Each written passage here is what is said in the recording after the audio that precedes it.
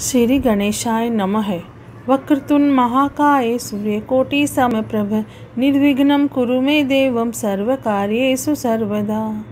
अब हम गणेश जी का नाम लेकर शिव पुराण प्रारंभ करते हैं। ओम नमः शिवाय, ओम नमः शिवाय, ओम नमः शिवाय।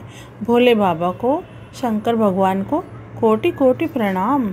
शिव पुराण में श्री रुद्र संहिता के द्वितीय खंड में 12वां अध्याय प्रारंभ करते हैं। दक्ष की तपस्या।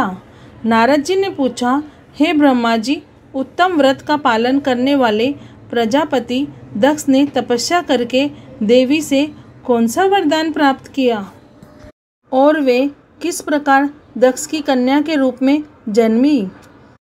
ब्रह्मा जी बोले, हे नारद, मेरी आज्ञा पाकर प्रजापति दक्ष क्षीर सागर के उत्तरी तट पर चले गए। वे उसी तट पर बैठकर देवी उमा को अपनी पुत्री के रूप में प्राप्त करने के लिए उन्हें हृदय से स्मरण करते हुए तपस्या करने लगे। मन को एकाग्र कर प्रजापति दक्ष दृढ़ता से कठोर व्रत का पालन करने लगे। उन्होंने 3000 दिव्य वर्षों तक घोर तपस्या की। वे केवल जल और हवा ही ग्रहण करते थे। तत्पश्चात देवी जगदम्बा ने उन्हें प्रत्यक्ष दर्शन दिए। कालिका देवी अपने सिंह पर विराजमान थी। उनकी श्यामल कांति व मुख अत्यंत मोहक था। उनकी 4 भुजाएं थी। वे एक हाथ में वरद, दूसरे में अभय, तीसरे में नीलकमल और चौथे हाथ में खड्ग धारण किए हुए थी। उनके दोनों नेत्र लाल थे और केश लंबे व खुले हुए थे। देवी का स्वरूप बहुत ही मनोहरी था।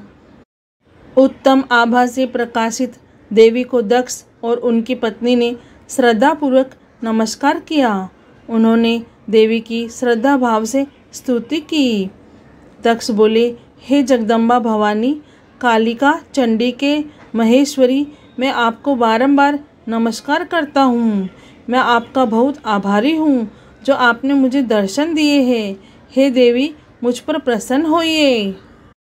ब्रह्मा जी ने कहा, हे नारद, देवी जगदम्बा ने स्वयं ही दक्ष के मन की इच्छा जान ली थी। वे बोली, दक्ष, मैं तुम्हारी तपस्या से बहुत प्रसन्न हूँ। तुम अपने मन की इच्छा मुझे बताओ। मैं तुम्हारे सभी दुखों को अवश्य दूर करूँगी। तुम अपनी इच्छा अनुसार वर मांग सकते हो। जगदम्बा की यह बात सुनकर प्रजापति दक्ष बहुत प्रसन्न हुए और देवी को प्रणाम करने लगे। दक्ष बोले, हे देवी, आप धन्य हैं। आप ही प्रसन्न होने पर मनोवांछित फल देने वाली हैं।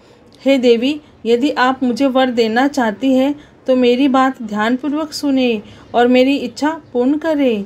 हे जगदम्बा, मेरे स्वामी शिव ने रुद्र अवतार धारण किया है, परंतु अब तक आपने कोई अवतार धारण नहीं किया है।